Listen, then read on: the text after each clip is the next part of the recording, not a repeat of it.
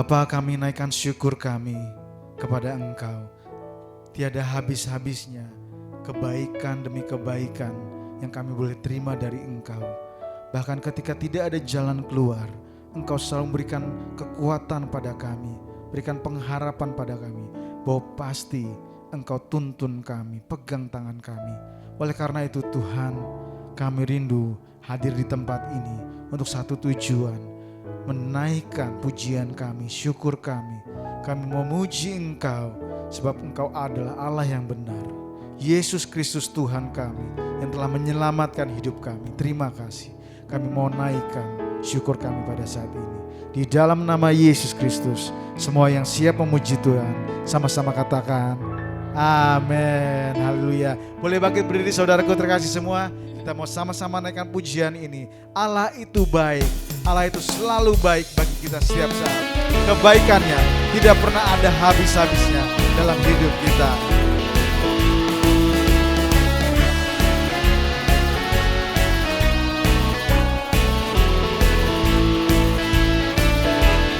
Allah itu baik, sungguh baik bagiku. Ditunjukkannya kasih setianya. Dia menyediakan yang ku perlukan, menyatakan kebaikan, menyatakan kebaikan, menyatakan kebaikannya padaku. Katakan Allah itu baik. Allah itu baik, sungguh baik bagiku. Ditunjukkannya kasih setianya. Dia menyediakan yang ku perlukan, menyatakan kebaikan, menyatakan kebaikan, menyatakan kebaikannya padaku. Kasih setianya, kasih setianya tak pernah berubah, dulu sekarang dan selamanya. amin. Ajaiblah kuasa dalam namanya. Yesusku luar biasa. Yesus, Engkau luar biasa bagi kami. Keajaiban-Mu masih menyertai kami semua. Allah itu baik. Allah itu baik, sungguh baik bagiku. Ditunjukkannya kasih setianya. Dia menyediakan yang ku perlukan, menyatakan kebaikan, menyatakan kebaikan, menyatakan kebaikannya padaku. Kasih setianya, Kasih setianya tak pernah berubah, dulu sekarang dan selamanya. Ajaiblah kuasa dalam namanya. Yesusku luar biasa. kasih setianya, Kasih setianya tak pernah berubah, dulu sekarang dan selamanya. ajaiblah. Ajaiblah kuasa dalam namanya. Yesusku luar biasa. Yesusku luar biasa. Yesusku luar biasa. Katakan sekali lagi, Yesusku luar biasa. Yesusku luar biasa. Beri tepuk tangan buat Tuhan kita Yesus. Haleluya. Lebih dahsyat lagi buat Yesus. Haleluya. Terima kasih Tuhan. Di dalam Dia kita selalu berkemenangan, amin. Di dalam Dia selalu ada jalan, amin. Di dalam Dia selalu ada kekuatan baru, amin. Hanya Yesus, ketika kita mengambil keputusan di dalam Yesus, maka kita menemukan jalan terbuka. Haleluya. Kami memilih Engkau menjadi hidup kami, penuntun hidup kami, Yesus.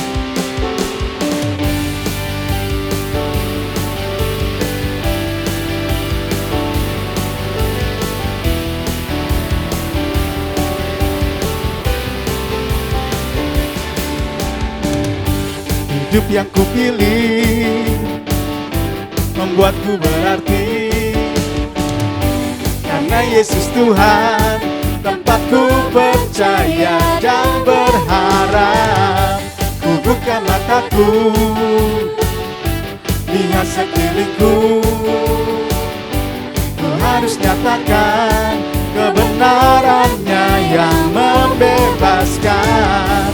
Karena kuasa-Mu, karena kehebatan-Mu, ku dapat lakukan perkara besar yang Engkau janjikan. Yesus, Kaulah sahabatku. Yesus, Kau yang akan selalu berada di sisiku.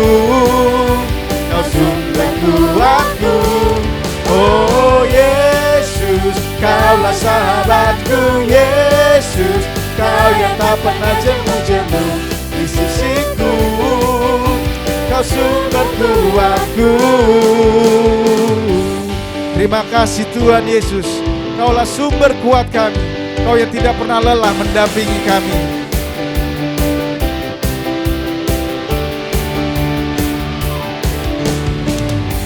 Hidup yang kupilih membuatku berarti,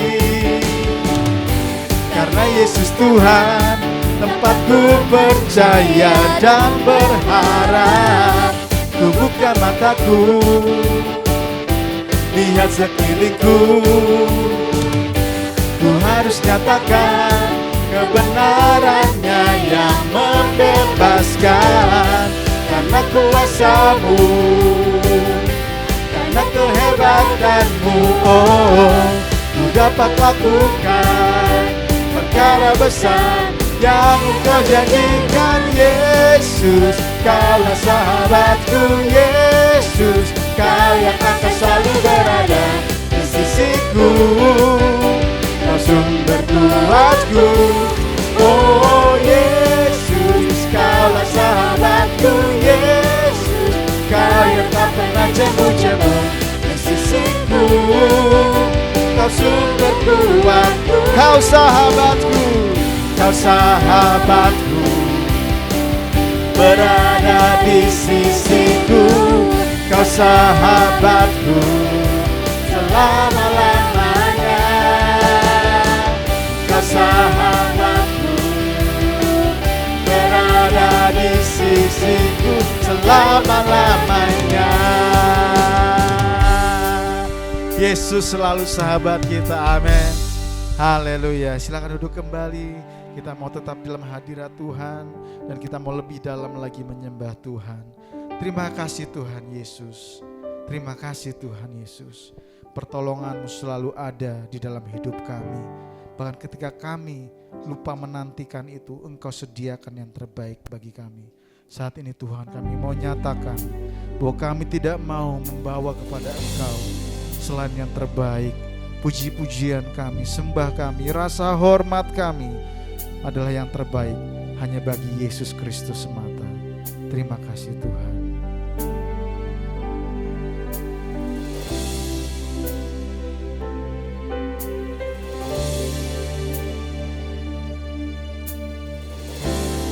Takkan pernah ku bawa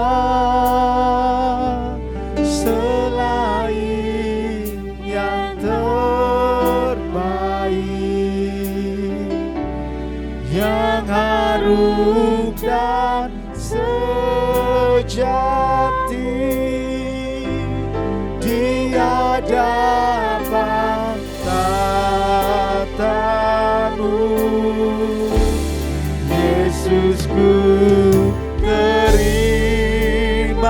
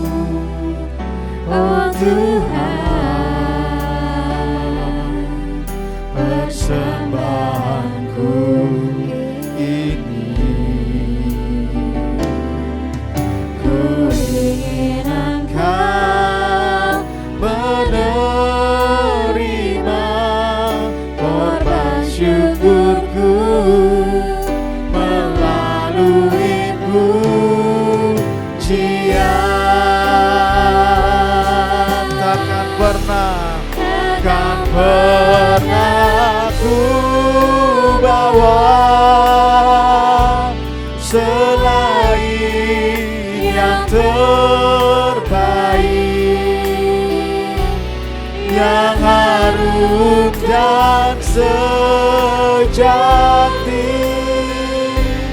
di hadapan tatamu.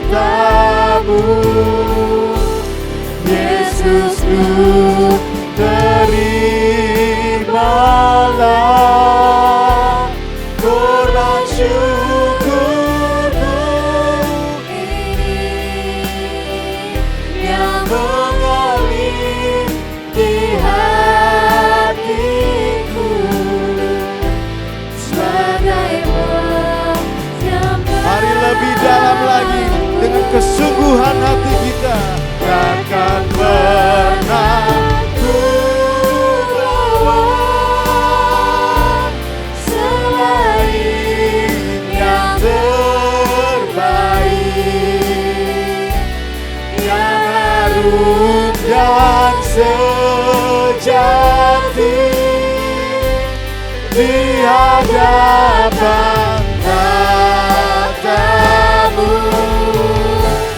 Yesusku, terimalah korban syukurku ini yang mengalir di hatiku sebagai katakan, Yesusku, terimalah. Yesusku, terima korban syukurku ini yang mengalir di hatiku, yang mengalir di yang mengalir di hatiku sebagai penyembahku.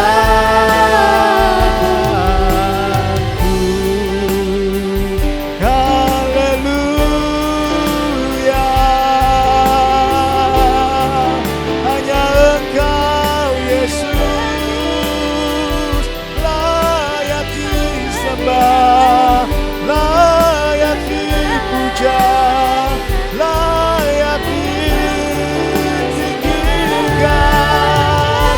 Hanya Engkau Tuhan, Juru Selamat kami yang layak ditinggikan, layak terima hormat sembah kami. Hanya Engkau satu-satunya Tuhan yang benar, tiada Tuhan seperti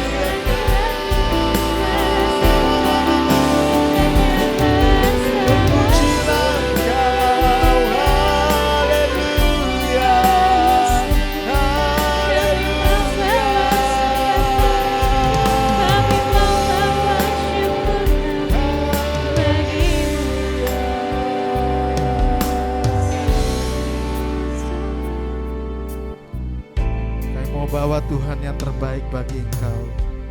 Tiba saatnya kami memberikan Tuhan persembahan dan persepuluhan kami, dan kami memberikannya dengan kesungguhan hati kami, dengan ketulusan hati kami, sebab semua itu Tuhan berasal dari berkat-Mu kepada keluarga kami, kepada pribadi kami.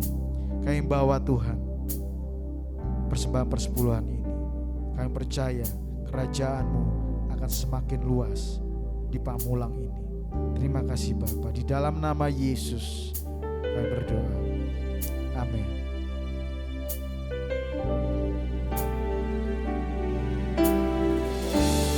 Takkan pernah ku bawa selain yang terbaik, yang harum dan sejati di hadapan tatamu. Yesusku, terimalah korban syukur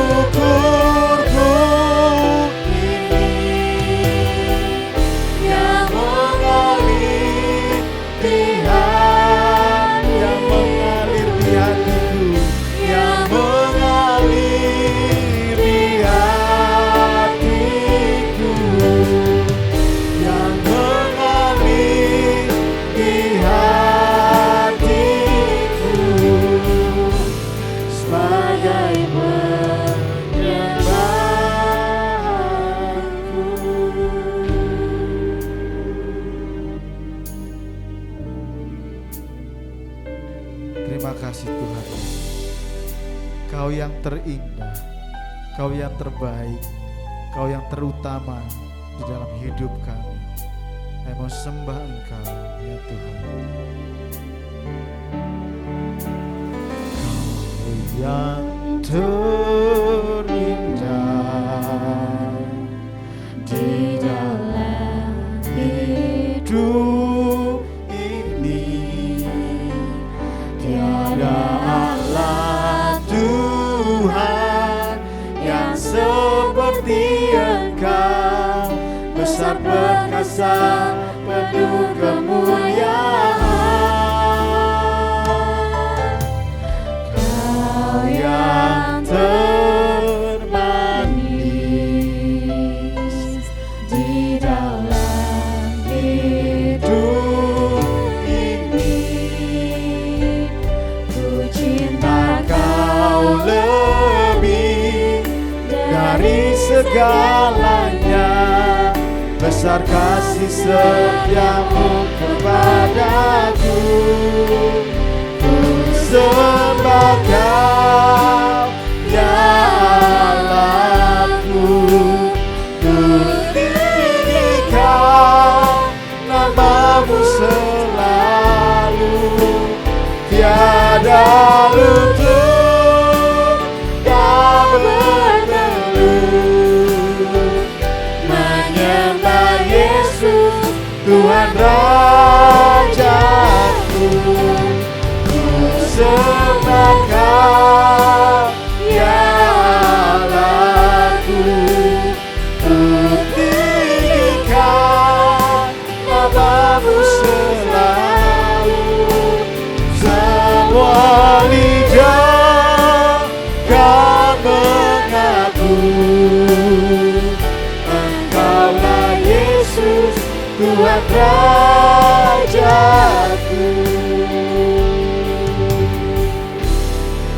Kau yang termanis, Kau yang termanis di dalam hidup ini, ku cinta Kau, ku cinta Kau lebih dari segalanya, besar kasih setiamu kepadaku. Ku sembah ya Allahku, ku tinggikan hanya namamu Yesus, tiada lutut tak bertelut, menyembah Yesus Tuhan Mari bangkit berdiri saudaraku sekalian, katakan sembah Kau ya Allahku, ku tinggikan Saudara pendeta Thomas ini namamu selalu, semua lidah dan mengaku Engkaulah Yesus Tuhan Rajaku. Sembah Kau ya Allahku, ku tinggikan namamu selalu, tiada lutut tak bertelut, menyembah Yesus Tuhan Rajaku. Ku sembah Kau ya Allahku, ku tinggikan namamu selalu, semua lidah kan mengaku Engkaulah Yesus Tuhan Rajaku.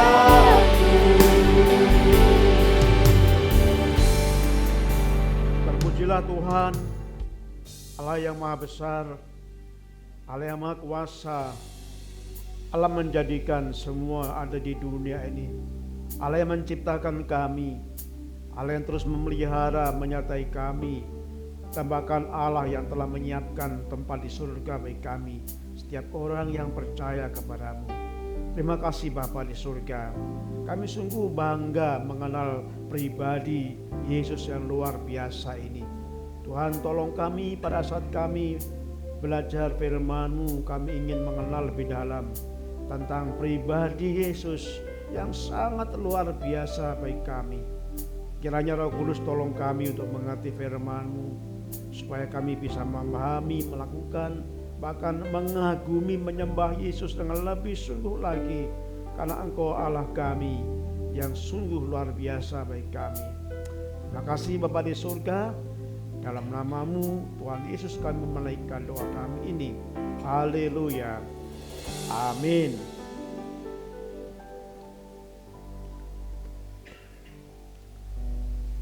Salam Bapak Ibu yang saya Tuhan. Puji Tuhan, pada saat ini kita masih bisa untuk ibadah bersama-sama. Pada bulan April kita akan belajar firman Tuhan dengan tema kepribadian Yesus. Kita akan belajar tentang sosok Yesus yang luar biasa. Dan judul khotbah pada hari ini adalah pribadi yang istimewa. Pribadi yang luar biasa, pribadi yang sangat-sangat membuat kita semakin heran dalam menyembah Tuhan. Kita akan baca firman Tuhan dalam Injil Lukas pasal yang ke-9. Injil Lukas pasal yang ke-9 ayat yang ke-10 sampai ayat yang ke-13 bagian A. Lukas pasal 9 ayat 10 sampai dengan Lukas 9 ayat 10 sampai 13 bagian A. Kita akan baca bersama beberapa ayat ini. Sekembalinya rasul-rasul itu menceritakan kepada Yesus apa yang telah mereka kerjakan. Lalu Yesus membawa mereka dan menyingkir ke sebuah kota yang bernama Betsaida, sehingga hanya mereka saja bersama Dia. Akan tetapi orang banyak mengetahuinya, lalu mengikuti Dia. Ia menerima mereka dan berkata-kata kepada mereka tentang kerajaan Allah, dan Ia menyembuhkan orang-orang yang memerlukan penyembuhan. Pada waktu itu hari mulai malam, datanglah ke-12 murid-muridnya kepadanya dan berkata, "Suruhlah orang banyak itu pergi, supaya mereka pergi ke desa-desa dan kampung-kampung sekitar ini untuk mencari tempat penginapan dan makanan, karena di sini kita berada di tempat yang sunyi." Tetapi Ia berkata kepada mereka, "Kamu harus memberi mereka makan."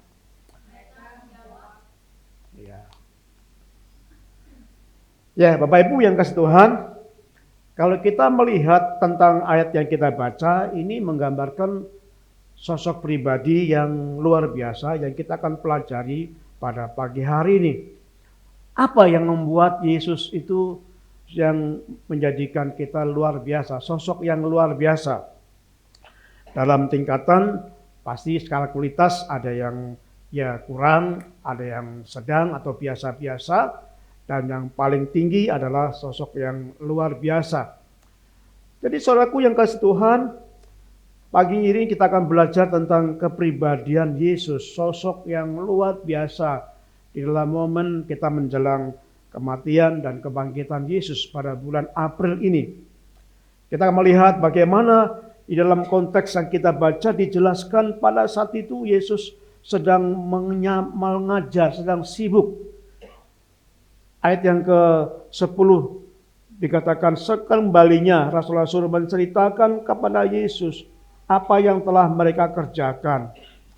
Jadi semacam pertemuan Yesus bersama murid-muridnya, lalu Yesus menyuruh murid-murid pergi, mungkin berdua-dua atau mungkin berpasang-pasang, dan lalu murid-murid menceritakan pengalaman-pengalaman apa yang mereka dialami selama ini kepada Yesus. Pasti mereka menyampaikan sesuatu yang sangat menyenangkan. Mungkin mereka berkata, "Guru, saya bertemu dengan seorang yang sakit. Guru, saya ketemu dengan seorang yang mungkin ada masalah. Guru, saya ketemu dengan orang yang sedang ada permusuhan satu sama lain," dan sebagainya. Jadi Yesus menerima semua itu, dan pasti itu memberikan waktu yang cukup lama.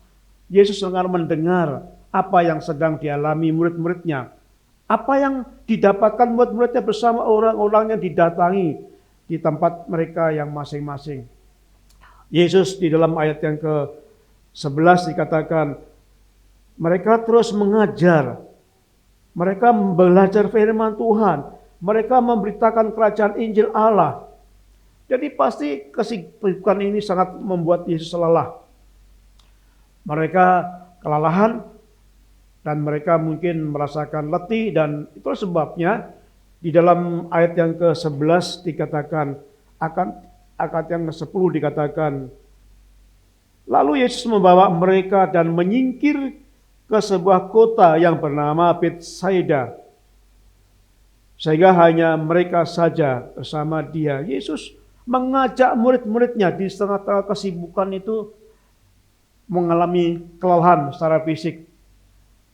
Yesus juga manusia sejati, dan murid-murid juga mengalami kelelahan karena cukup lama mereka bersama dengan Yesus melayani, lalu mendengarkan pengajaran Yesus dan sebagainya, sehingga Yesus merasa ada waktu untuk istirahat. Terus sebabnya Yesus mengajak murid-muridnya untuk pergi ke sebuah kota yang bernama Betsaida untuk menyendiri, untuk beristirahat tujuannya. Tetapi saudaraku, ayat yang 11 mengatakan, akan tetapi orang banyak mengetahuinya, lalu mengikuti dia. Jadi rupa-rupanya walaupun Yesus secara diam-diam berkata dan ingin mengajak murid-muridnya ke Betsaida, tapi orang-orang banyak itu mengetahuinya. Sehingga dikatakan mereka pun berbondong-bondong ikut serta di tempat Yesus berada di Betsaida itu. Saya bayangkan biasanya kalau pada waktu Bapak Ibu mungkin ada kegiatan atau pengen istirahat, pasti kurang senang ya kalau ada seseorang yang atau orang yang ingin mengganggu istirahat saudara. Mungkin sangat lelah. Kita juga sering mengalami lelah, dan waktu itu Yesus sangat lelah sekali. Tetapi yang luar biasa, hal yang istimewa yang pertama kita pelajari dari kepribadian Yesus adalah ayat yang ke-11 bagian B ini. Ia menerima mereka.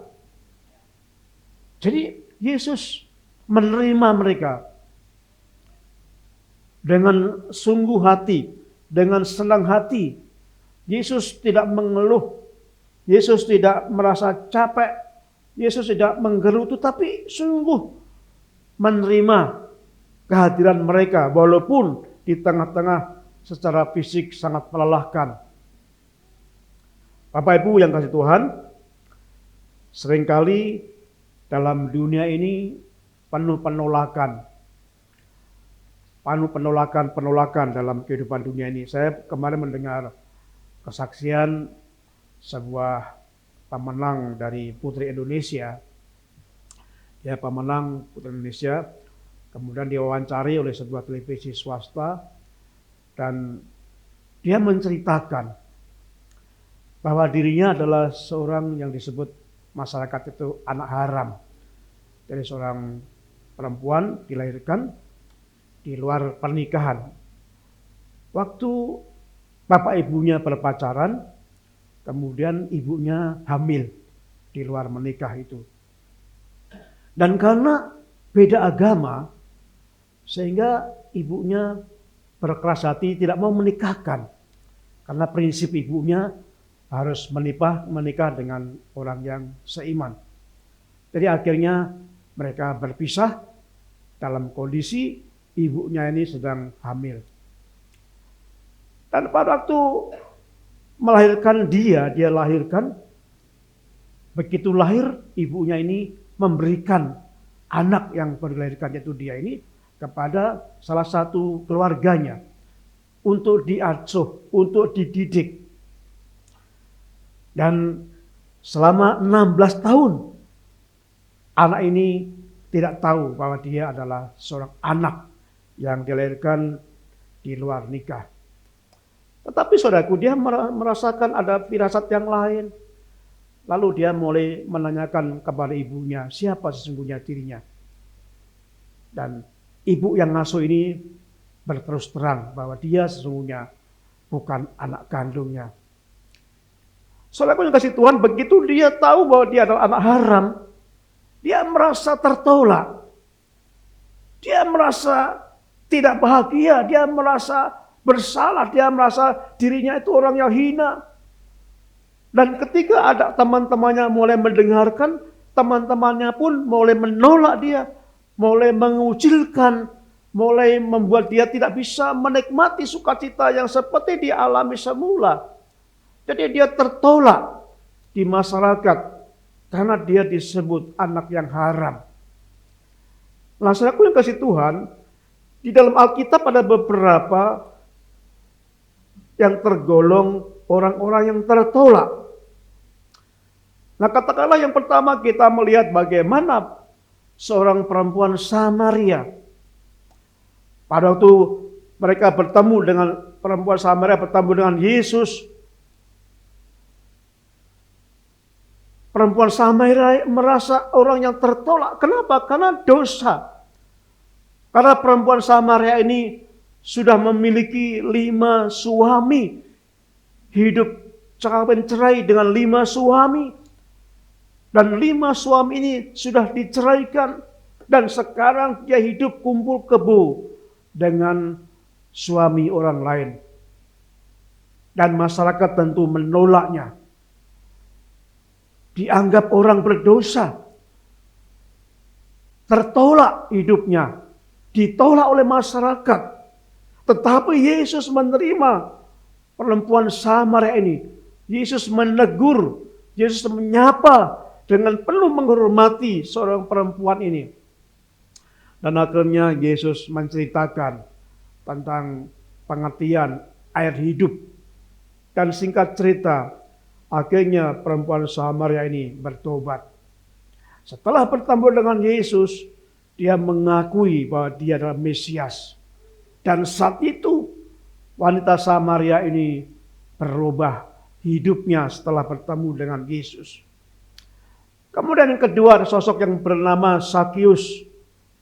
Seorang yang ditolak masyarakat karena dianggap berdosa.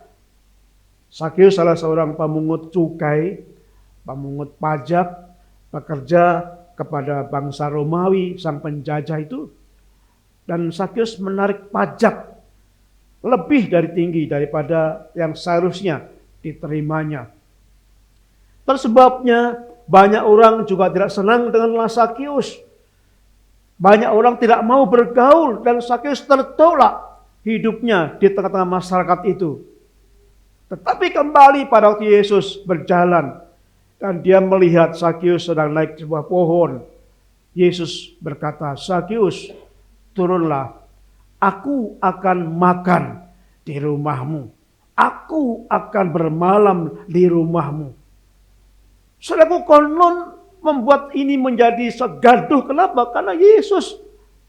Apakah Yesus nggak tahu dia Sakius orang berdosa? Sementara masyarakat mengucilkan, menolak, tapi Yesus mau makan di rumah Sakius. Sesuatu yang aneh, sesuatu yang luar biasa, pribadi yang luar biasa. Tidak ada yang dilakukan seperti yang Yesus lakukan. Anaknya benar, Yesus datang ke rumah Sakius. Dan Sakius menjamu makan. Ada banyak murid-muridnya makan bersama-sama. Dan Yesus mengajarkan kebenaran. Akhirnya Sakius bertobat.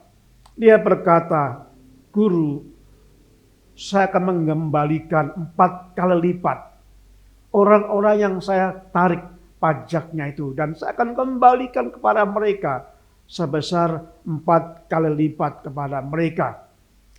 Bahkan saya akan memberikan separuh hartaku untuk orang-orang yang miskin." Ini tanda pertobatan yang luar biasa. Bertobat bukan berhenti berbuat jahat, tapi bertobat adalah berhenti berbuat jahat kemudian melakukan kebaikan-kebaikan. Itu yang dilakukan oleh Sakius. Setelah bertemu Yesus, Sakius pun berubah dan dia bertobat kepada Tuhan. Ada sosok lagi yang tertolak, yaitu seorang yang bernama Daud. Ibu tahu bahwa Daud itu adalah 11 dari saudara-saudaranya, dan pada waktu Samuel disuruh Tuhan untuk memilih Raja Saul, Raja Israel itu, dan waktu itu dia datang dan di situ ada keluarga yang besar, lalu mulai mencari siapa yang akan dipilih Tuhan untuk menjadikan raja itu. Satu persatu dipanggil, kemudian tidak cocok. Tuhan berkata tidak. Lalu Samuel berkata, apakah masih ada anakmu? Dijawabnya, iya masih ada. Tapi dia masih anak ingusan yang sedang mengembalakan kambing domba. Pada waktu Samuel diundang makan keluarga itu, dan Samuel berkata, saya tidak akan makan sebelum anakmu yang satu ini datang kepada kami. Saudaraku yang kasih Tuhan, pada waktu Daud datang, Tuhan berkata, inilah anak yang aku pilih. Urapilah dia. Tuhan berkata pada Samuel, inilah anak yang aku pilih. Urapilah dia. Saudaraku yang kasih Tuhan, Daud ditolak oleh orang tuanya. Tidak dianggap, tidak dimasukkan calon pilihan raja karena masih kecil. Karena dianggap masih kemerah-merahan pipinya, ditolak oleh kedua orang tuanya. Itu sebabnya dalam firman Tuhan, kalau kita membaca firman Tuhan dikatakan dalam Mazmur 27 ayat 10 dikatakan, sekalipun ayahku dan ibuku meninggalkan aku, namun Tuhan menyambut aku. Luar biasa. Daud merasa ditolak oleh kedua orang tuanya, oleh ayahnya khususnya.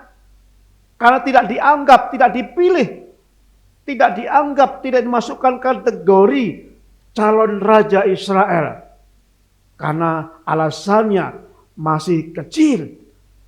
Alasannya tidak pantas. Ketika melihat fisiknya, Daud tidak memungkinkan, tidak mungkin Daud menjadi raja. Tapi Tuhan berkata, jangan melihat perawaannya. Daud berkata, sekalipun ayahku dan ibuku meninggalkan aku, sekalipun ayahku, ibuku tidak menerima aku, tidak mengusulkan aku, tidak mencalonkan aku, namun Tuhan menyambut aku. Bapak Ibu yang kasih Tuhan, di tengah-tengah masyarakat ini banyak orang yang tertolak. Mungkin ditolak karena dosanya di masyarakat dikucilkan. Karena dianggap melakukan dosa yang besar. Sehingga masyarakat tidak mau bergaul dengan mereka. Mereka menolak. Mungkin karena perbuatan-perbuatan kriminal. Tanpa mendengar ada seorang penjabat yang akan begitu melakukan kriminal, kontan ditolak oleh masyarakat. Ada orang yang mungkin dianggap mengalami gangguan jiwa. Saya mengikuti beberapa kali kasus tentang gangguan jiwa dalam sebuah televisi. Ditolak masyarakat karena gangguan jiwa. Bahkan ketiga masuk di rumah orang diusir, disuruh pergi. Bukan gila, tapi gangguan jiwa. Mungkin penampilannya nggak menarik. Sudah lama nggak mandi. Rambutnya menjadi gembel, pakaiannya compang-camping. Tetapi waktu diajak ngomong masih bisa. Dan masyarakat menolak.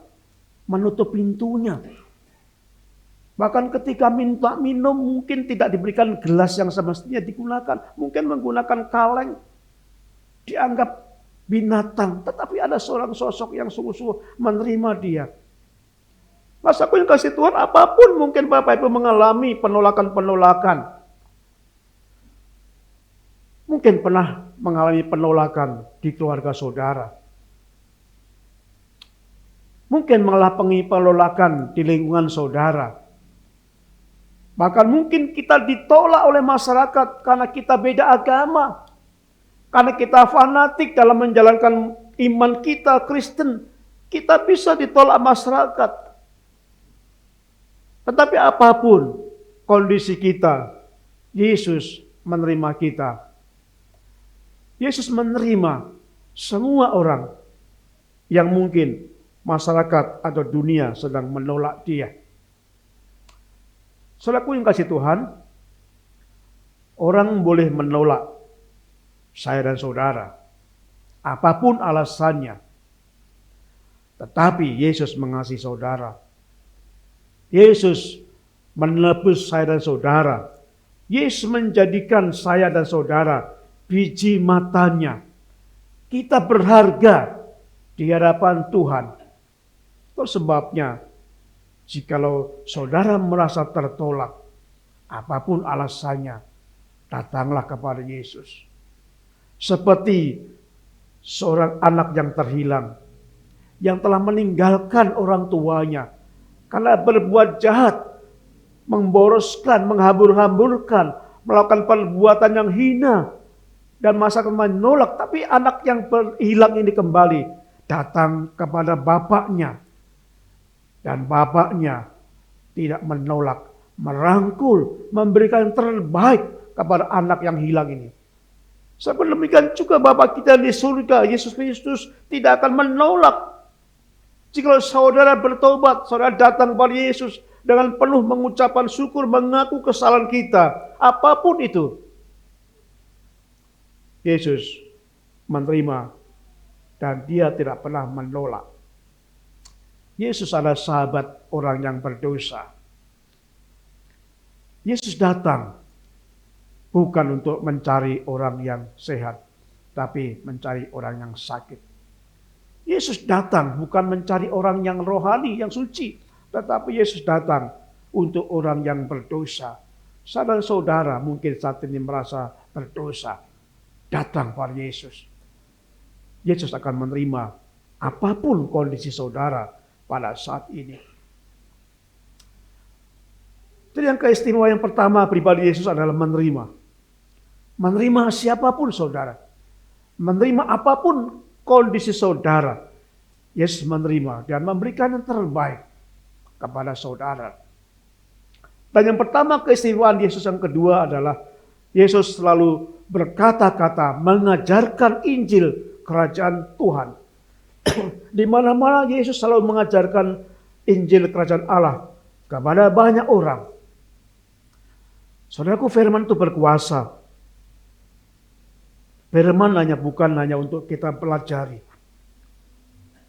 Kalau kita hanya membaca tanpa melakukannya, mungkin firman itu tidak akan punya kuasa apa-apa seperti buku yang lain. Tetapi firman itu diucapkan dan kita lakukan. Firman ini penuh dengan kuasa. Allah menciptakan dengan firman-Nya. Ketika Allah berkata, jadilah terang, maka jadilah terang itu. Ketika Allah berkata-kata, semua terjadi. Jadi dengan firman-Nya, Allah berkata-kata. Dan firman yang sama ini masih berkuasa. Jika saudara melakukan, firman terjadi dalam kehidupan kita. Itulah sebabnya Yesus di semua kesempatan yang ada selalu mengajarkan tentang Injil kerajaan Allah kepada banyak orang. Saudaraku yang kasih Tuhan, salah satu pekerjaan setan adalah setan paling tidak suka jikalau orang-orang itu belajar firman Tuhan. Setan selalu mengganggu jikalau ada orang yang konsentrasi belajar firman Tuhan. Itu di mana-mana. Kadang-kadang Bapak Ibu mungkin gak sadar ketika setan menggoda saudara. Kenapa banyak gereja, banyak orang Kristen ketika menyanyikan pujian begitu semangat? Kenapa begitu waktunya mendengarkan firman Tuhan tidak begitu semangat? ada banyak alasan. Ada yang alasan mondar-mandir keluar masuk. Ada yang ngobrol dengan temannya. Bahkan ada yang membuka HP-nya terus terang. Ya karena kebetulan sekarang itu ada Alkitab di HP itu. Sehingga berlagak membaca Alkitab. Tapi sesungguhnya dia membuka HP itu untuk mendengarkan berita-berita. Membaca WhatsApp. Membaca ada berita yang lain. Dan itu terjadi di gereja kita. Banyak orang membaca HP waktu mendengar firman Tuhan. Kenapa saudaraku? Karena itulah cara iblis. Setan bekerja dengan begitu kuat. Supaya apa? Supaya manusia tidak membaca firman Tuhan.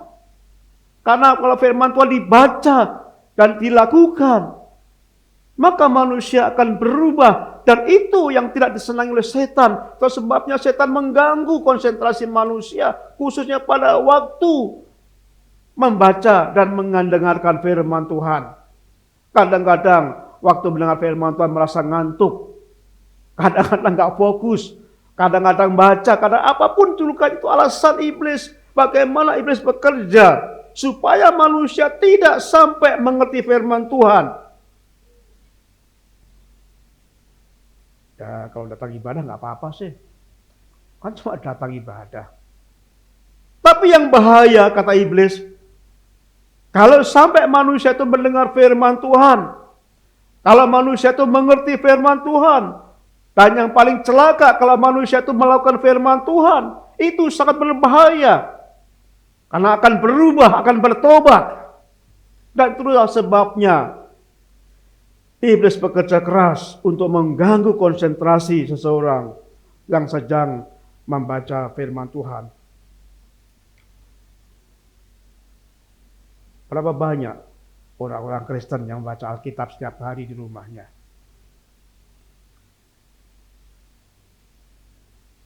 Berapa banyak orang yang datang ke gereja mengerti firman Tuhan yang disampaikan? Kadang-kadang hari ini disampaikan, jangan kami minggu depan, besok udah lupa. Apa ya tadi khotbahnya apa ya? Sudah lupa saudara. Begitu dahsyat. Dan itu titik kelemahan manusia dan iblis masuk supaya mengganggu konsentrasinya. Itulah sebabnya Bapak Ibu yang kasih Tuhan, buka hati saudara. Bagaimana Tuhan akan menjamah? Bagaimana firman Tuhan akan mengubah hidup kita? Jikalau kita nggak fokus pada saat kita mendengarkan firman Tuhan. Bagaimana Tuhan akan menjamah? Pada saat saudara mondar-mandir, pada waktu firman disampaikan. Bagaimana Tuhan menjamah pada saat firman disampaikan, saudara berkata-kata dengan sebelah saudara. Bagaimana Tuhan menjamah saudara jikalau saat firman disampaikan, saudara membuka HP dan main-main HP, membuka WhatsApp dan sebagainya. Bagaimana akan berubah hidup saudara? Jikalau semacam itu konsep kehidupan saudara, memang beribadah tapi nggak fokus pada Tuhan. Sebabnya fokuslah pada Tuhan. Fokuslah pada saat firman disampaikan. Buka hati saudara. Berdoalah supaya Tuhan menjamah saudara.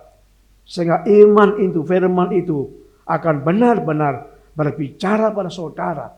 Supaya firman itu benar-benar mengubah kehidupan saudara. Sehingga kita semakin lama menjadi serupa dengan Kristus. Dan yang ketiga, keistimewaan Yesus yang ketiga adalah Yesus itu berkuasa melakukan mukjizat. Saudaraku, tokoh yang sangat terkenal, yang paling banyak melakukan mukjizat adalah Yesus. Ada beberapa nabi melakukan mukjizat, tetapi tidak sebanyak yang dilakukan Yesus. Yesus tokoh yang paling banyak melakukan mukjizat. Kenapa? Karena Yesus bukan sekedar manusia biasa, tapi Yesus adalah Tuhan yang berkuasa. Yesus Allah. Dia punya kuasa yang luar biasa. Itu sebabnya dia juga berkuasa untuk melakukan mujizat-mujizat di dalam kehidupan sama dengan murid-muridnya. Dan juga pada sampai sekarang ini pun mujizat itu masih terjadi. Saudaraku yang kasih Tuhan, Yesus berkuasa untuk menyembuhkan orang. Alkitab menunjukkan Yesus menyembuhkan orang-orang sakit, orang yang buta matanya dijamah Tuhan dan bisa melihat kembali. Orang yang lumpuh yang tidak bisa berjalan dijamah Tuhan. Mereka bisa kuat dan bisa berjalan kembali. Orang yang tuli yang tidak bisa mendengar dijamah Yesus dan dia bisa mendengar kembali. Orang yang bisu yang tidak bisa berkata-kata dijamah Yesus dan dia bisa berkata-kata kembali. Bahkan orang yang mati dibangkitkan Yesus karena Yesus punya kuasa. Dia melakukan mujizat apapun yang bagi kita tidak mungkin. Tapi bagi Tuhan tidak mustahil. Pada saat ini ada dua ekstrim yang berkembang tentang mujizat. Ekstrim pertama berkata demikian, oh sekarang nggak perlu mujizat. Sekarang zaman modern. Sekarang begitu canggih ilmu pengetahuan, ilmu kedokteran, ilmu kesehatan begitu canggih. Sudah banyak dokter, sudah banyak obat-obat yang dihasilkan dalam teknologi yang canggih ini. Sehingga tidak perlu mujizat kesembuhan. Ada orang yang berkata demikian sehingga dia menolak tentang kesembuhan. Saya punya teman juga menolak mujizat. Dia nggak perlu mujizat. Dia berkata lebih baik saya bekerja keras sehingga bisa berhasil. Lebih baik saya menjaga kesehatan saya supaya nggak sakit. Lebih baik saya banting tulang supaya saya punya uang dan diberkati Tuhan. Saya nggak perlu mujizat. Ada pendeta berkata demikian. Saudaraku yang kasih Tuhan. Yang kedua, yang ekstrem yang kedua adalah kebalikannya. Kita nggak perlu dokter. Karena percaya Yesus punya kuasa yang luar biasa. Waktu kita sakit apapun sakitnya. Di Alkitab dituliskan sakit apapun Yesus bisa sembuhkan asalkan percaya. Dia nggak perlu dokter. Saudaraku yang kasih Tuhan, ini dua ekstrem yang berbeda, saling bertentangan. Tapi kita perlu ketahui bahwa penyakit itu ada macam-macam. Ada penyakit yang disebabkan mungkin karena lelah sekali, kelelahan. Mungkin Bapak Ibu bekerja berhari-hari gak tidur karena ada target-target pekerjaan. Sehingga lelah badan saudara. Dan itu bisa disembuhkan, bisa sembuh karena istirahat saja. Tidak perlu obat, bisa istirahat dan sembuh. Tetapi ada sakit yang juga perlu obat. Tetapi juga ada sakit yang perlu mujizat Tuhan. Tuhan bisa sembuhkan, baik melalui obat maupun melalui tanpa obat. Saya percaya sampai sekarang pun masih ada mujizat Tuhan terjadi. Tapi juga kadang-kadang Tuhan pakai obat. Tuhan pakai dokter. Karena itu pun asalnya dari Tuhan. Tuhan berikan hikmat kepada dunia medis sehingga dapat menciptakan obat. Tuhan pakai dokter, memberikan hikmat pada dokter sehingga dapat menolong saudara yang sakit. Dan kita menggunakan bersama-sama. Tapi sumbernya satu, yaitu kuasa Tuhan. Baik melalui dokter ataupun tanpa dokter. Saudaraku yang kasih Tuhan, keistimewaan Yesus ini mujizat yang luar biasa disampaikan pada waktu Lukas pasal 9 tadi ayat yang ke 12 sampai 13 dikatakan demikian. Pada waktu hari mulai malam datanglah ke-12 muridnya kepadanya dan berkata, suruhlah orang banyak itu pergi supaya mereka pergi ke desa-desa dan kampung-kampung sekitar itu untuk mencari tempat penginapan dan makan. Karena di sini kita berada di tempat yang sunyi, Yesus berada di tempat yang terpencil, yang sunyi. Murid-murid secara logika mengatakan, Yesus bubarkan saja, suruh mereka pulang. Karena kita nggak punya, nggak mampu untuk menampung mereka, nggak ada penginapan. Nggak mampu memberikan makan. Lalu kata Yesus di dalam ayat yang ke-13 bagian A.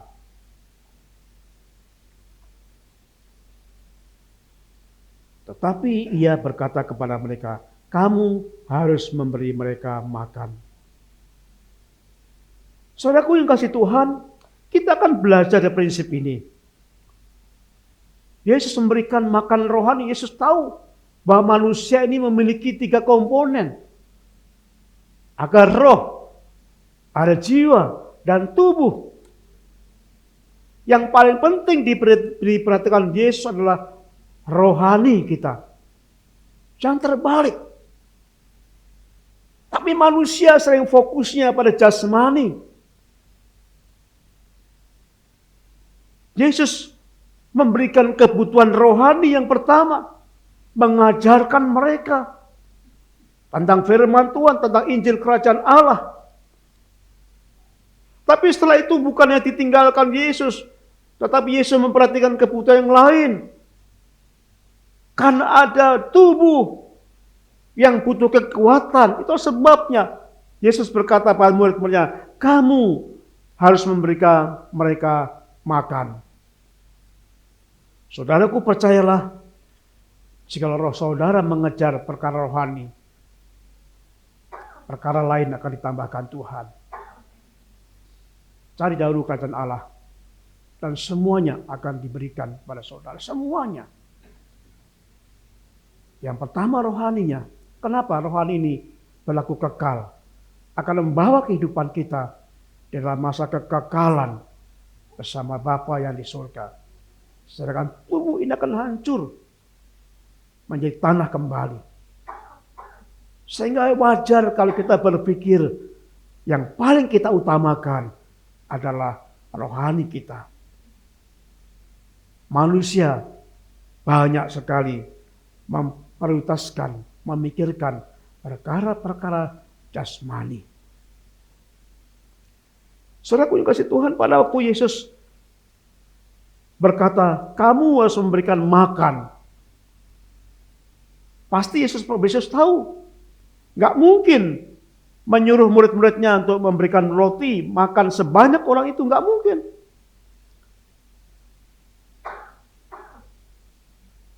Yesus berkata, kamu harus memberikan makan dengan pengertian. Supaya jikalau kita bersama Yesus, tidak akan mungkin kita mengalami perkara-perkara yang kita butuhkan terlantar. Kalau kita mengutamakan Kristus seperti dalam firman Tuhan itu, mencari kerajaan Allah lebih dahulu, kita percaya semua akan ditambahkan.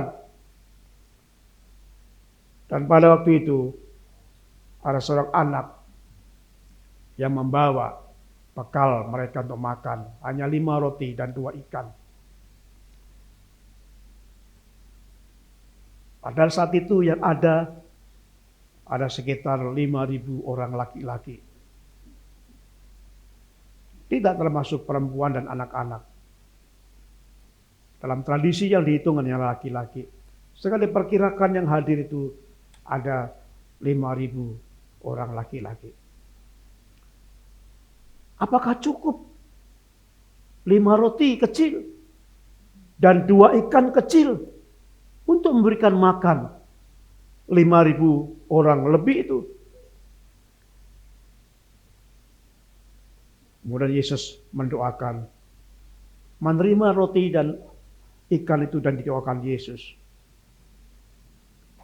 Dan akhirnya 5 roti dan 2 ikan bisa memberi makan 5.000 orang lebih, dan masih sisa 12 bakul. Sisa cukup banyak. Soalnya bagaimana proses terjadinya ini? Bagaimana proses terjadinya? Bagaimana 5 roti itu Dan 2 ikan yang kecil itu bisa memberikan makan 5.000 orang. Apakah pada waktu Yesus berdoa dalam nama Yesus, dalam nama itu, roti ini menjadi besar? Apakah roti yang kecil 5 itu tiba-tiba menjadi 5 roti yang besar, sebesar gunung, sehingga bisa dibagi-bagi? Apakah 2 ikan yang kecil itu ketika didoakan amin, berubah menjadi 2 ikan raksasa yang besar, sehingga cukup dibagi-bagikan? Tidak demikian. Ketika didoakan 5 roti kecil tetap menjadi 5 roti yang kecil. 2 ikan kecil tetap menjadi 2 ikan kecil. Tetapi yang luar biasa, pada waktu mulai dibagikan, roti itu tidak akan habis. Ketika 2 ikan itu ketika dibagikan, 2 ikan kecil tidak akan habis. Sama seperti ketika Tuhan memberkati buli-buli tanah, buli-buli minyak dalam buli-buli itu, ketika dituangkan itu, minyak itu tidak akan habis. Bukan minyaknya tempatnya menjadi minyak drum yang besar, tidak. Tempat buli-buli yang kecil tetapi tidak akan habis. Ini prinsip apa yang Tuhan ambilkan, yang perlu kita renungkan. Saudaraku percaya, kalau kita serahkan kepada Yesus, hal yang kecil akan diberkati Tuhan, akan mencukupkan kebutuhan saudara, akan bisa memberikan makan orang lain. Jangan menunggu kita berlimpahan, jangan menunggu kita kaya dulu, baru bisa membagikan pada orang lain. Itu tidak bisa kalian Tuhan.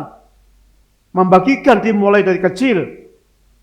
Bahkan dari kekurangan kita belajar membagikan dari orang lain. Prinsip yang luar biasa yang disampaikan kepada Yesus, supaya kita tidak pernah ragu mengikut Yesus, tidak pernah khawatir. Utamakan kerajaan Allah. Cari dahulu kerajaan Allah, maka semuanya akan ditambahkan kepadamu. Elia pernah mengalami masa kekeringan 3,5 tahun tanpa membawa bekal. Lalu Tuhan kirim burung gagak untuk memberi makan Elia. Setiap pagi dan petang, burung gagak membawa roti dan ikan dan daging untuk kebutuhan makan Elia. Tuhan menyuruh Elia pergi ke Sungai Kerit supaya mendapatkan kebutuhan air di sana.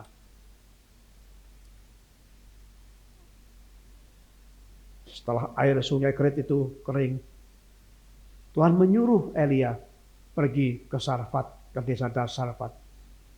Dan Tuhan siapkan seorang janda miskin, janda Sarfat itu, untuk menolong kelanjutannya kehidupan Elia. Jadi pertolongan Tuhan itu selalu berkelanjutan sampai tuntas. Pertolongan Tuhan tidak akan berhenti di tengah jalan, asalkan kita sungguh tetap konsisten percaya Tuhan, mencari kerajaan Allah lebih dulu, maka semua akan ditambahkan. Bangsa Israel ketika mengembara di padang gurun selama 40 tahun, tapi Tuhan mengirimkan roti turun dari surga, mana itu menjadi makanan bangsa Israel itu. Saudaraku yang kasih Tuhan, Tuhan yang sama, Allah yang sama, yang kita sering kenal dengan sebutan Yehovah Jireh. Allah menyediakan segala keperluan saudara. Allah menyediakan, itu janjinya. Allah yang membuat mujizat, dan mujizat itu dulu, sekarang, dan sampai selama-lamanya. Jika sekarang saudara percaya Yesus, kalau sekarang saudara sungguh-sungguh mencari kerajaan Allah lebih dahulu, mengutamakan kerajaan Allah lebih dahulu saudara, maka semua akan ditambahkan. Jangan dibalik, tapi cari dahulu kerajaan Allah. Setia kepada Tuhan, layani Tuhan dengan sungguh-sungguh, bersandar penuh pada Tuhan, maka semuanya yang saudara perlukan akan diberikan kepada saudara. Ada tantangan untuk berpegang ini. Ada batu sandungan ketika belajar iman dalam minggu kemarin. Ada halangan, ada kemalasan, ada dosa, ada kesenangan kita, ada hobi yang kadang menyita waktu sehingga kita nggak melakukan yang benar di hadapan Tuhan. Itu halangan kita harus atasi. Tapi tetap fokus pada Tuhan. Ada kuasa iblis yang mencoba mengganggu konsentrasi kita supaya kita nggak mau membaca firman Tuhan, supaya kita nggak mau membaca firman, kita nggak belajar firman, supaya kita ngobrol saat mendengar firman Tuhan, supaya kita membuka HP saat mendengar firman Tuhan. Itu cobaan iblis, itu gangguan iblis. Harus kita hentikan. Karena iblis gak senang kita bertumbuh dalam firman Tuhan. Karena firman itu begitu berkuasa dalam kehidupan saudara. Kita akan belajar apa yang kita pelajari ini. Lakukan itu. Ada 3 hal yang sungguh-sungguh istimewa bagi kita kepada Yesus. Yang pertama adalah Yesus menerima semuanya. Menerima saudara. Apapun kondisi saudara. Datang pada Yesus. Datanglah pada Yesus. Dengarkan firman Allah. Lakukan. Sungguh-sungguh firman itu berkuasa atas hidup saudara. Dan yakinlah, percaya pada Tuhan. Tuhan adalah Yehova Jireh. Dia sanggup mencukupkan kebutuhan saudara. Dia memberkati saudara. Apapun yang saudara perlukan. Janjinya, cari dahulu kerajaan Allah. Maka semuanya akan diberikan kepadamu. Tuhan memberkati saudara. Amin. Bapa, kami bersyukur untuk firman-Mu. Pada pagi hari ini kami ingin Tuhan mengalami perjumpaan dengan Yesus. Kami ingin karena setiap orang yang berjumpa Tuhan akan berubah hidupnya. Pada waktu Sakeus yang dikenal orang yang berdosa, hidupnya berdosa, tapi saat mengalami perjumpaan dengan Yesus, Sakeus diubahkan dan bertobat. Pada waktu perempuan Samaria yang dikenal masyarakat karena dosanya sudah memiliki 5 suami yang ditinggalkan, diceraikan, dan sekarang hidup bersama suami orang yang begitu dosa di hadapan Tuhan, dikucilkan masyarakat. Tapi ketika perempuan Samaria datang kepada Yesus, Yesus mengampuni, mengubah hidupnya. Tuhan, kami rindu. Jika saat ini kami mempunyai kehidupan masa lalu yang tidak baik, siapapun kami Tuhan, kami mendengar firman Tuhan ini, dimanapun kami berada, saat kami mendengar firman ini, Tuhan tolong jamah kami. Supaya kami tidak malu, tidak ragu-ragu, datang kepada Yesus. Karena Yesus menerima siapapun kami, apapun kondisi kami.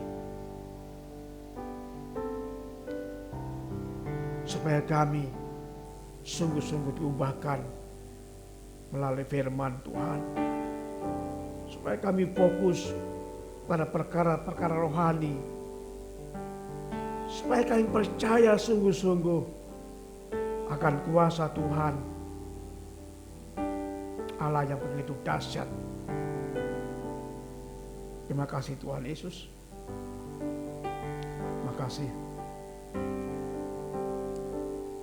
Kami serahkan doa kami dalam nama-Mu. Amin.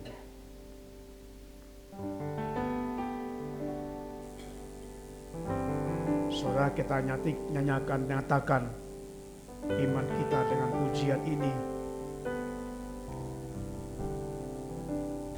Tak terbatas kuasa Tuhan.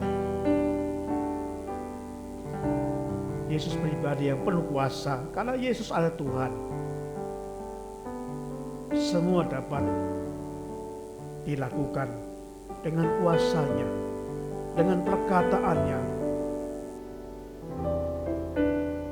Bagi kita mustahil, tapi bagi Tuhan tidak ada yang tidak mungkin. Semua bisa terjadi. Asal kami percaya, asal kami fokus dalam kehidupan rohani kami. Makasih Tuhan. Kita akan naikkan pujian ini.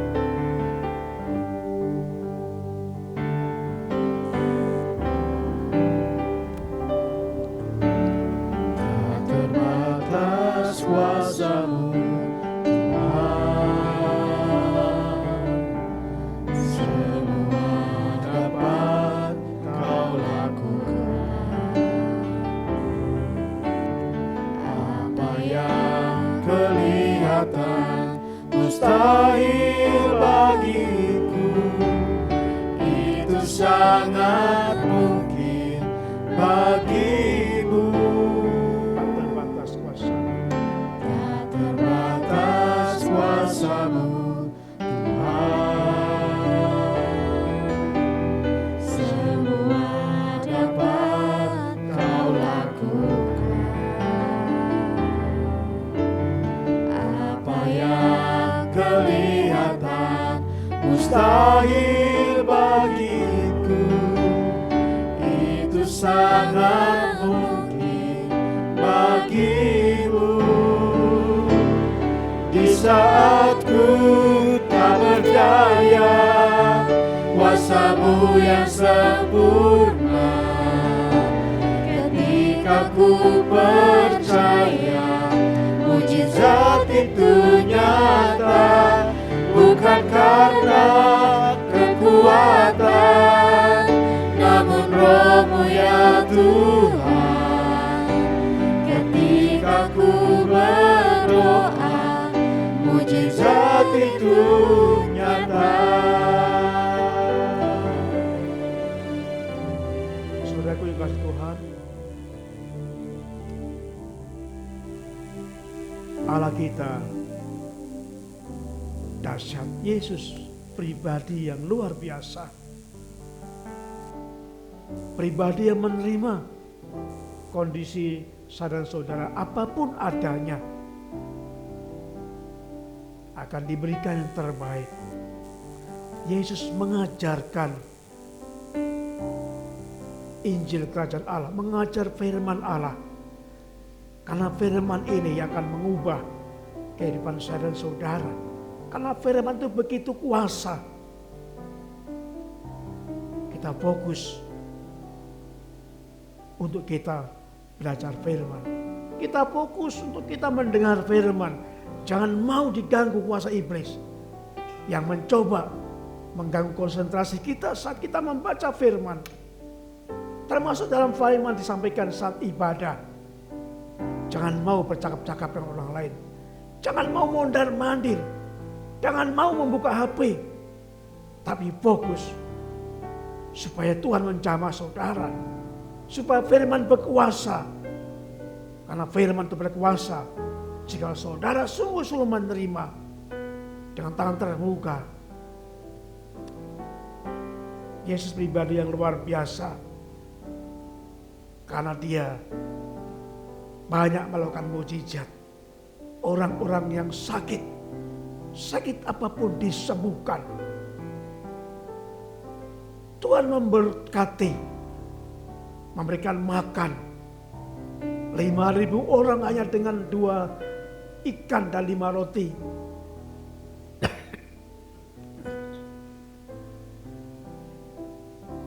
Tuhan memberikan apa yang kita perlukan. Cari dahulu kerajaan Allah. Cari dahulu kebenaran. Cari dahulu rohani, perkara rohani. Semua akan ditambahkan bagi saudara. Biarlah tiga keistimewaan pribadi Yesus ini akan sungguh-sungguh membuat kita semakin mengagumi, semakin hormat, semakin tunduk, semakin menyembah Tuhan. Pribadi yang luar biasa ini.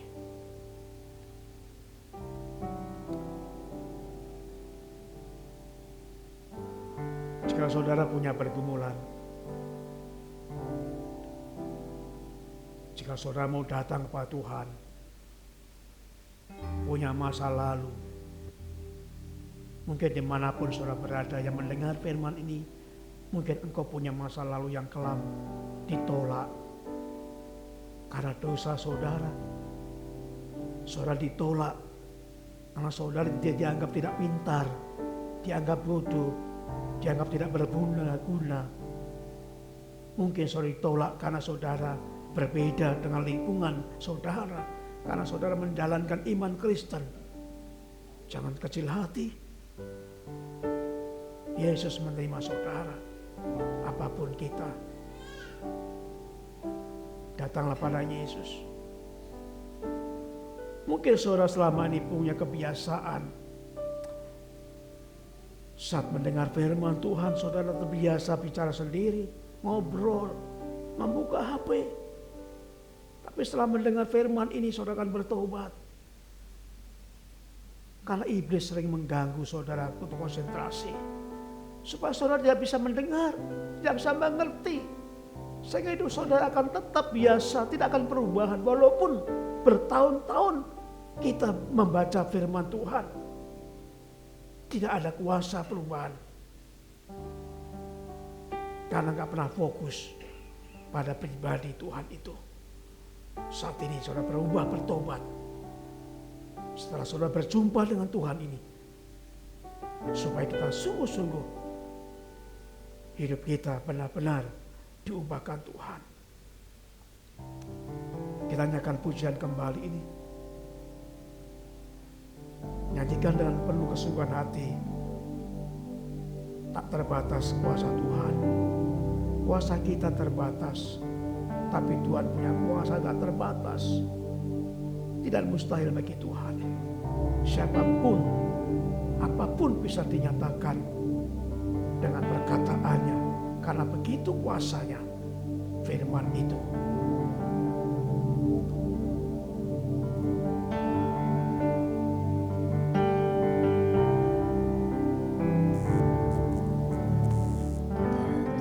Atas kuasa-Mu Tuhan, semua dapat Kau lakukan. Apa yang kelihatan mustahil bagiku, itu sangat mungkin bagimu. Satu tak berdaya, kuasa-Mu yang sempurna. Ketika ku percaya, mujizat itu nyata, bukan karena kekuatan, namun Roh-Mu ya Tuhan. Ketika ku berdoa, mujizat itu nyata. Ada peristiwa terjadi di mana ketika Yesus melayani, di situ sangat sedikit mujizat terjadi, sangat sedikit terjadi mujizat di daerah itu. Dan Tuhan berkata, karena mereka tidak percaya. Bukan hebatnya orang yang mendoakan saudara, tapi yang terpenting apakah saudara percaya tentang kuasa Tuhan. Ini yang menjadikan dasar Tuhan menjawab pergumulan kita. Bukan orang-orang yang berdoa, sehebat orang yang berdoa, tapi jikalau kita sendiri tidak begitu percaya, mujizat sering terjadi. Marta percaya, kita merasa tidak berdaya depan Tuhan. Kita perlu mujizat, kita perlu kuasa Tuhan. Karena mujizat ini masih ada dan masih diperlukan.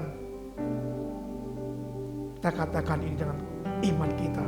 Di saat ku tak berdaya, kuasamu sempurna.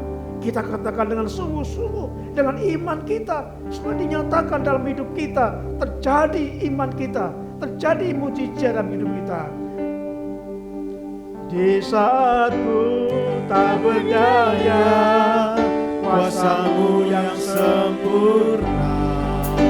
Ketika ku percaya, mujizat itu nyata, bukan karena kekuatan, namun Roh-Mu ya Tuhan. Ketika ku berdoa, mujizat itu nyata. Di saat ku tak berdaya, kuasa-Mu yang sempurna. Ketika ku percaya, mujizat itu nyata, bukan karena kekuatan, namun Roh-Mu ya Tuhan. Ketika ku berdoa, mujizat itu nyata. Ketika ku berdoa, ketika ku berdoa, mujizat itu nyata. Makasih Tuhan, biarlah kami mengalami zaman Tuhan, lambatan Tuhan pada hari ini. Kami mengalami firman ini untuk terjadi dalam hidup kami. Terima kasih ya Pak di surga. Kami terus berdoa untuk jemaat-Mu Bapa, berkatilah supaya kami fokus pada masalah rohani, fokus pada kebenaran firman-Mu. Karena semua akan ditambahkan. Berkati kami Bapa, supaya kami bisa mengalahkan godaan-godaan iblis yang mencoba mengalihkan perhatian kami, supaya kami tidak fokus kepada Tuhan, supaya kami fokus pada yang lain. Tolong kami ya Bapa, berkati kami supaya kami benar-benar mengalami pertumbuhan di dalam rohani kami. Kami berdoa pada saat ini Tuhan, Engkau memberkati setiap jemaat-Mu yang mengalami pergumulan, yang punya pergumulan baik salah kesehatan, pergumulan hidupnya, pekerjaannya. Kami serahkan dalam nama Tuhan. Biarlah Tuhan, mereka sungguh-sungguh datang kepada Tuhan, percaya sungguh-sungguh kepada Tuhan, percaya Allah Tuhan, Allah yang menyediakan, Jehovah Jireh, Allah yang sungguh mengerti dan menyediakan segala kebutuhan kita. Berkati supaya secara kuantitas juga bertumbuh. Tuhan tambahkan orang-orang baru yang datang di gereja ini, orang-orang yang sungguh-sungguh merindukan untuk nama Tuhan dipermuliakan di gereja ini. Berkati Tuhan gereja-Mu ini. Kami berdoa pada saat akan memperpanjang kontrak sewa lahan di Pamulang Square ini. Tuhan persiapkan baik gereja-Mu maupun manajemen supaya terjadi kesepakatan pada saat mengadakan perpanjangan kontrak sewa lahan ini. Terima kasih Tuhan Yesus. Terima kasih, berkati kesehatan kami semua, sertai saudara kami yang mungkin pergi keluar kota, yang sedang menuju kembali ke rumahnya. Bila kasih penyertaan Tuhan membawa mereka sampai di rumah dengan selamat, karena penyertaan Tuhan yang dahsyat itu terjadi. Terima kasih ya Pak di surga. Saudaraku yang kasih Tuhan, mari berdiri sama-sama kita mengakhiri ibadah kita pada hari ini. Kiranya kasih karunia Tuhan Yesus Kristus dan kasih Allah dan persekutuan Roh Kudus menyertai kamu sekalian. Haleluya. Amin.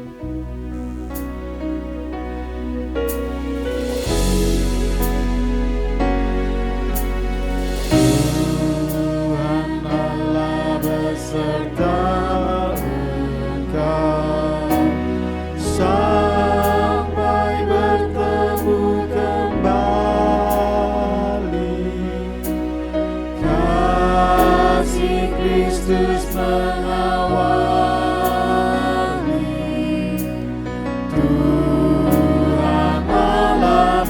beserta Engkau sampai